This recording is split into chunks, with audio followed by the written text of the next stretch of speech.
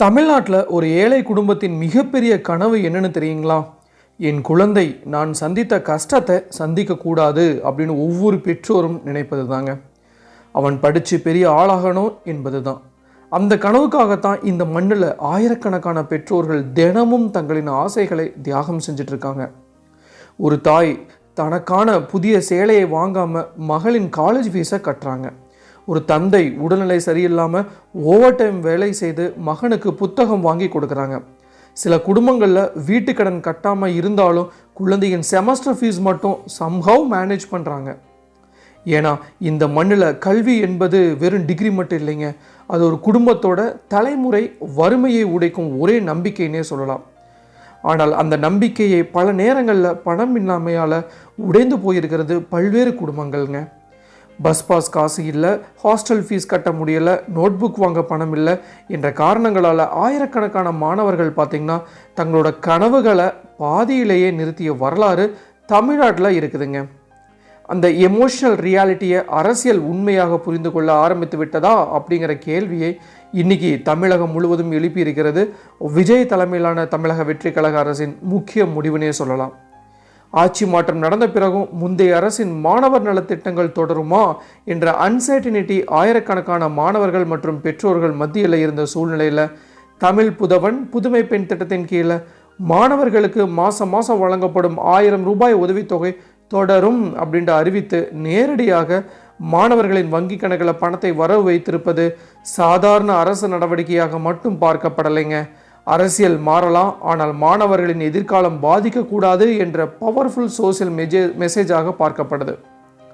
ஒரு காலத்தில் எம்ஜி ராமச்சந்திரன் அவர்கள் பசியால் பள்ளிக்கு செல்ல முடியாத சூழ்நிலைகளை சத்துணவு திட்டம் மூலம் பள்ளிக்கு கொண்டு வந்தார். ஜெயலலிதா அவர்கள் இலவச சைக்கிள், லேப்டாப் போன்ற திட்டங்கள் மூலம் ஏழை மாணவர்களின் கனவுகளுக்கு விங்ஸ் கொடுத்தாங்கன்னே சொல்லலாம். மு.க. ஸ்டாலின் அவர்கள் புதுமை பெண் மற்றும் தமிழ் புதவன் திட்டங்கள் மூலம் ஹையர் எஜுகேஷனை ஏழை குடும்பங்களுக்கு ரீச்சபிள் ட்ரீமாக மாற்ற முயன்றார். அந்த வரலாற்றில் அடுத்த கட்டமாக இன்னைக்கு விஜய் ஒரு மாணவன் பணம் இல்லாமையால் படிப்பை நிறுத்தக்கூடாது என்ற புதிய வெல்ஃபேர் பாலிடிக்ஸை தமிழ்நாட்டில் உருவாக்க முயற்சிக்கிறார் என்ற உணர்வு மக்கள் மத்தியில் வேகமாக பரவி வருது. ஸோ இன்றைக்கி நாம் இந்த வீடியோவில் வருஷத்துக்கு 12,000 ரூபாய் இந்த உதவித்தொகையாக தரும் இந்த திட்டத்தோட முழு விவரத்தை தான் விஜய் என்னென்ன அடிஷ்னல் பெனிஃபிட் கொடுக்க போகிறாரு போன்ற பல தகவலை தான் நாம் இன்றைக்கி நம்ம வீடியோவில் பார்க்க போகிறோம். சப்போஸ் இப்போ தான் ஃபஸ்ட் டைம் நம்ம சேனலுக்கு வரீங்க அப்படின்னா மறக்காமல் நம்ம சேனலை சப்ஸ்கிரைப் பண்ணியிருக்க கூட பெல் ஐகானை கிளிக் பண்ணுங்கள். அப்படின்னா தான் இது பண்ண இன்ஃபர்மேட்டிவ் வீடியோ உங்களால் ரெகுலராக பார்க்க முடியும். வாங்க வீடியோக்குள்ளே போகலாம்.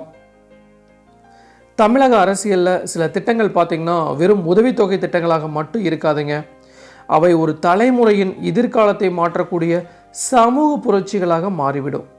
அந்த வகையில் இன்றைக்கி விஜய் தலைமையிலான தமிழக வெற்றி கழக அரசு தமிழ் புதவன் புதுமை பெண் திட்டத்தின் கீழே மாணவர்களுக்கு மாதம் வழங்கப்படும் 1000 ரூபாய் உதவித்தொகை தொடரும் என்று உறுதி செய்து மாணவர்களின் வங்கி கணக்கில் நேரடியாக தொகையை வரைவு வைத்திருப்பது தமிழகம் முழுவதும் கல்வி மற்றும் வெல்ஃபேர் பாலிடிக்ஸ் குறித்து மிகப்பெரிய விவாதமாகவே மாறியிருக்குங்க. ஏன்னா ஆட்சி மாற்றம் நடந்த பிறகு பார்த்திங்கன்னா மக்கள் மத்தியில் எழும் முதல் கேள்வி எப்போதும் ஒன்று தான், முந்தைய அரசின் திட்டங்கள் தொடருமா அப்படின்னு தாங்க. குறிப்பாக பார்த்திங்கன்னா மாணவர்களோட கல்வி, பெண்களோட உரிமை தொகை அண்ட் ஆல்சோ சமூக நலத்திட்டங்கள் போன்றவை நேரடியாக குடும்ப வாழ்க்கையுடன் இணைந்திருப்பதால் இந்த அன்சர்டினிட்டி சாதாரண அரசியல் விவாதம் இருக்காதுங்க. அது ஆயிரக்கணக்கான குடும்பங்களுடைய எதிர்கால பயணமாக மாறிவிடும். அந்த சூழ்நிலையில் தான் சட்டசபையில் எதிர்க்கட்சி தலைவர் உதயநிதி ஸ்டாலின் அவர்கள் திமுக ஆட்சியில் கொண்டு வரப்பட்ட மக்கள் நலத்திட்டங்கள் தொடர வேண்டும் என்று வலியுறுத்தினார். அதற்கு பதிலளித்த முதல்வர் விஜய் மக்களுக்கு பயனளிக்கும் முக்கிய நலத்திட்டங்கள் தொடரும் அப்படின்ட்டு கூறியிருந்தார். இன்று அதற்கான முதல் பெரிய சிக்னலாக மாணவர்களுக்கான 1000 ரூபாய் உதவித்தொகை அவங்களுடைய வங்கி கணக்கில் வர வைக்கப்பட்டிருக்கு. அரசியல் ரீதியாக பார்க்கும்போது இது டிவிகே அரசின் மிக முக்கியமான ஸ்ட்ராட்டஜி கவர்னன்ஸ் மூவ் என்று பல அரசியல் ஆய்வாளர்கள் கூறுறாங்க. ஏன்னா தமிழகத்தில் வெல்ஃபேர் பாலிடிக்ஸ் அப்படிங்கிறது கடந்த பல தசாப்தங்களாக தேர்தல்களை தீர்மானிக்கும் மிகப்பெரிய சக்தியாக இருந்து வருதுங்க. ஒரு காலத்தில் எம்ஜி ராமச்சந்திரன் கொண்டு வந்த சத்துணவு திட்டம் ஏழை குடும்ப குழந்தைகளை பள்ளிக்கு கொண்டு வந்தது. அந்த திட்டம் வெறும் உணவு திட்டமாக மட்டும் இல்லாமல் கல்வி என்பது பணக்காரர்களுக்கு மட்டும் இல்லை என்ற சமூக மாற்ற அரசியலாக மாறியது. அதுக்கப்புறம் தான் ஜெயலலிதா அவர்கள் காலத்தில் இலவச சைக்கிள், லேப்டாப், மாணவர் உதவித்தொகை போன்ற திட்டங்கள் கல்வி அரசியலை மேலும் வலுப்படுத்தினே சொல்லலாம். அதுக்கப்புறம் மு.க.ஸ்டாலின் தலைமையிலான டிஎம்கே அரசு புதுமை பெண் மற்றும் தமிழ் புதவன் திட்டங்கள் அறிமுகப்படுத்திய போது அது தமிழக கல்வி வெல்ஃபேர் பாலிடிக்ஸில் ஒரு புதிய எமோஷனல் மைல்ஸ்டோனாக மாறியிருக்குங்க. குறிப்பாக பார்த்திங்கன்னா அரசு பள்ளிகளில் படித்து கல்லூரிக்கு செல்லும் மாணவியர்களுக்கு மாதம் 1000 ரூபாய் வழங்கப்பட்டதால் பல ஏழை மற்றும் நடுத்தர குடும்பங்களுக்கு உயர்கல்வி ஒரு ரீச்சபிள் ட்ரீமாக மாறுச்சு. பல குடும்பங்களில் கல்லூரிக்கு அனுப்ப பணம் இல்லை என்று படிப்பை நிறுத்தி வேண்டிய சூழ்நிலையில் கூட குறைந்ததாக கல்வி ஆர்வலர்கள் கூறுறாங்க. குறிப்பாக கிராமப்புற மாணவர்களுக்கு இந்த திட்டம் மிகப்பெரிய மாற்றத்தை ஏற்படுத்துச்சுங்க.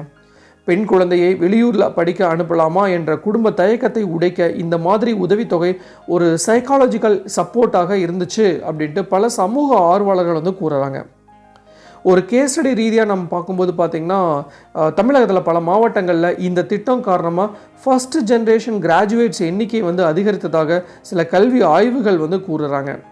ஒரு தினக்கூலி தொழிலாளியின் மகள் மாதம் கிடைக்கும் 1000 ரூபாய் உதவியால் பேருந்து கட்டணம் மற்றும் ஹாஸ்டல் செலவை மேனேஜ் செய்து என்ஜினியரிங் படிப்பை தொடர்ந்த சம்பவங்கள் பல இடங்களில் பேசப்படுது. அதே மாதிரி தான் சில மாணவர்கள் பார்த்திங்கன்னா இந்த தொகையை புத்தகங்கள் வாங்க, ஆன்லைன் கிளாஸ் அட்டன் பண்ண, எக்ஸாம் ஃபீஸ் கட்ட பயன்படுத்தியதாக கூறப்படுது. இந்த திட்டத்தோட சைக்காலஜிக்கல் இம்பேக்ட் இன்னும் பெருசுங்க. ஏன்னா ஏழை குடும்ப மாணவர்களுக்கு அரசு என் படிப்புக்கு பின்னால் நிற்குது என்ற உணர்வு ட்ராப் அவுட் ரேட்டை குறைக்க உதவுதுங்க. இப்போ கூட விஜய் அரசு இந்த திட்டத்தை தொடர்ந்திருப்பது அரசியல் மாறலாம், ஆனால் மாணவர்களின் எதிர்காலம் பாதிக்கக்கூடாது என்ற மெசேஜை மக்களிடம் கொண்டு செல்லுது. இது அரசியல் ரீதியாக மிகவும் முக்கியங்க. ஏன்னா புதிய அரசு வந்தவுடன் முந்தைய திட்டங்கள் நிறுத்திவிட்டால் மாணவர்கள் மற்றும் பெற்றோர்கள் மத்தியில் நெகட்டிவ் இம்பேக்ட் உருவாக அபாயம் இருக்குது. குறிப்பாக பார்த்திங்கன்னா மாணவர் வாக்காளர்கள் மற்றும் மிடில் கிளாஸ் குடும்பங்கள் மத்தியில் டிவிகே உருவாக்கி இருந்த பாசிட்டிவ் இமேஜ் பாதிக்கப்பட வாய்ப்பு இருந்துச்சு. அதனால தான் விஜய் அரசு தன்னோட வெல்ஃபேர் கண்டினியூட்டியை தற்போது தனது கவர்னன்ஸ் ஐடென்டிட்டியாக மாற்ற முயற்சிக்குது அப்படின்னு அரசியல் விமர்சனங்கள் கூறுறாங்க. சமூக ரீதியாக பார்க்கும்போது இந்த 1000 ரூபாய் உதவித்தொகை பல குடும்பங்களுக்கு வெறும் பண உதவி மட்டும் இல்லைங்க, அது என் குழந்தை படிக்கணும் என்ற பெற்றோரின் கனவுக்கான சப்போர்ட் சிஸ்டம்னே சொல்லலாம். தமிழ்நாட்டில் இன்னும் பல குடும்பங்கள் கடன் வாங்கி குழந்தைகளின் கல்லூரியை படிக்க வைக்கிறாங்க. குறிப்பாக பார்த்தீங்கன்னா engineering, arts, nursing, polytechnic, ITI மற்றும் சயின்ஸ் கோர்சஸ் படிக்கும் மாணவர்களுக்கு டெய்லி எக்ஸ்பென்சஸ் கூட ஒரு சவாலாக இருக்குதுன்னே சொல்லலாங்க. அந்த சூழ்நிலையில் மாதம் நேரடியாக வங்கி கணக்கில் வரும் 1000 ரூபாய் குடும்பங்களுக்கு மன நிம்மதியாக இருக்குதுன்னே சில பெற்றோர்கள் இந்த உதவித்தொகை இல்லைன்னா என் மகனை காலேஜிலிருந்து நிறுத்த வேண்டியிருக்கும் என்று கூறி சம்பவங்களுக்கு முன்பு செய்திகள் ஆனது. அரசியல் ரீதியாக பார்க்கும்போது கல்வி வெல்ஃபேர் பாலிடிக்ஸ் தமிழ்நாட்டில் எப்போதுமே மிகப்பெரிய எமோஷனல் பாலிடிக்ஸாக இருந்திருக்குங்க. இது காரணம் திராவிட அரசியல் முழுவதும் கல்வி மூலம் சமூக உணர்வு என்ற ஐடியாலஜியை அடிப்படையாக கொண்டதுனே சொல்லலாம். அதனால தான் எந்த ஆட்சி வந்தாலும் மாணவர்கள் நலத்திட்டங்கள் நேரடியாக நிறுத்துவது அரசியல் ரீதியாக ரிஸ்கி மூவ் ஆக பார்க்கப்படுது. இப்போ விஜய் அரசு எடுத்துள்ள இந்த முடிவு முந்தைய அரசின் நலத்திட்டங்கள் தொடரும், அதே நேரத்தில் புதிய வெல்ஃபேர் அரசியலையும் உருவாக்கும் அரசு என்ற இமேஜை உருவாக்க உதவுது. ஆனால் இதே நேரத்தில் எதிர்க்கட்சிகள் மற்றும் பொருளாதார நிபுணர்கள் சில கேள்விகளை எழுப்புறாங்க.